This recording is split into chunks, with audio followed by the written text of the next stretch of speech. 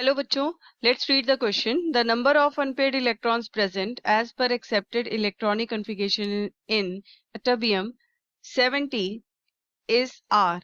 Option A 0, option B 1, option C 2, option D 7.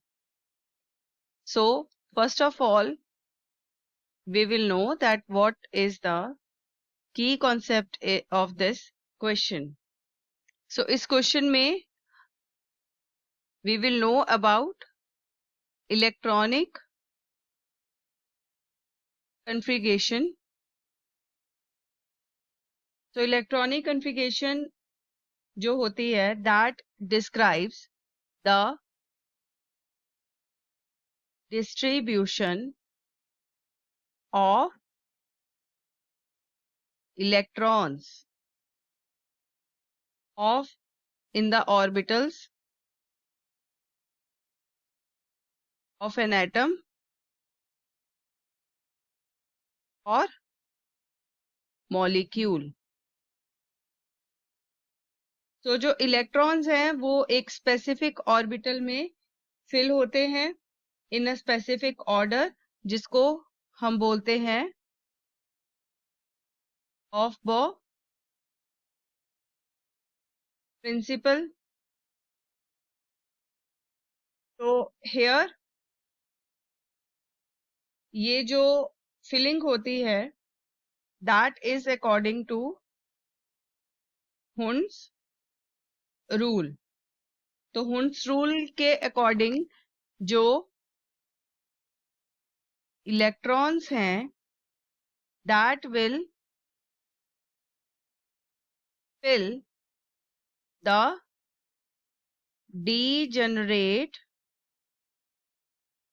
Orbitals, यानी कि वो ऑर्बिटल्स जिनकी सेम एनर्जी है सिंगली. तो सबसे पहले क्या होगा, सिंगली फिल होंगे बिफोर पेयरिंग अप, उसके बाद उनकी पेयरिंग होगी. तो this is all about electronic configuration. Now I will explain the answer. अब सबसे पहले तो हम देखेंगे कि अटोबियम विच इज YTTERBIUM, इसका जो है प्रोनाउंसिएशन अटोबियम होगा. YB इसका सिंबल है. इसका जो एटॉमिक नंबर है दैट इज 70.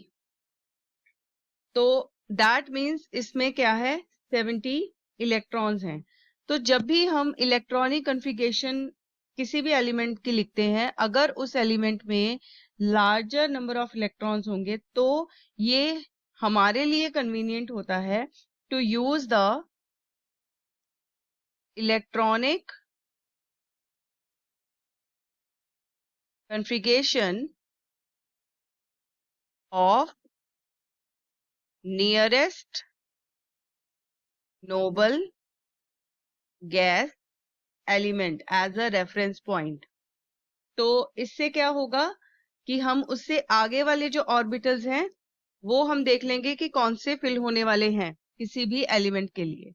तो अभी हमें जो एटोबियम के जो नियरेस्ट नोबल गैस है दैट इज जेनन. तो जेनन का जो एटॉमिक नंबर है वो है 54. तो हम नोबल गैस कोर यूज करेंगे. तो जेनन का अगर हम देखें इलेक्ट्रॉनिक कन्फिगरेशन तो नियर टू क्रिप्टन है 4D10 5s2 and 5p6. That means इसमें 54 इलेक्ट्रॉन्स हैं. तो यहाँ पर अब अटोबियम के पास 70 इलेक्ट्रॉन्स हैं. तो हम क्या करेंगे, 70 माइनस 54 यानी कि 16 electrons are left to place. तो अभी हमारे पास इतने तो ऑर्बिटल्स ऑलरेडी जो है एटोबियम की जो इलेक्ट्रॉनिक कॉन्फ़िगरेशन है यहाँ तक तो फिल हो जाती है। अब आगे जो 16 इलेक्ट्रॉन्स हैं हम उनको फिल करेंगे। तो यहाँ पर जो आगे के ऑर्बिटल्स होंगे वो कौन से होंगे? That will be 6s, 4f और 5d एक्सेट्रा। तो आफ्टर जेनन जो नेक्स्ट ऑर्बिटल्स हैं वो कौन से होंगे? That will be 6s2, 4f, 14। तो यहाँ पर फिर इसकी इलेक्ट्रॉनिक कॉन्फ़िगरेशन क्या होगी? नियरेस्ट नोबल गैस लिखेंगे 4f, 14 और 6s2। तो यहाँ पर जो 6s2 का मतलब है इसके पास 2 इलेक्ट्रॉन्स हैं और 14 का मतलब है 14 इलेक्ट्रॉन्स हैं।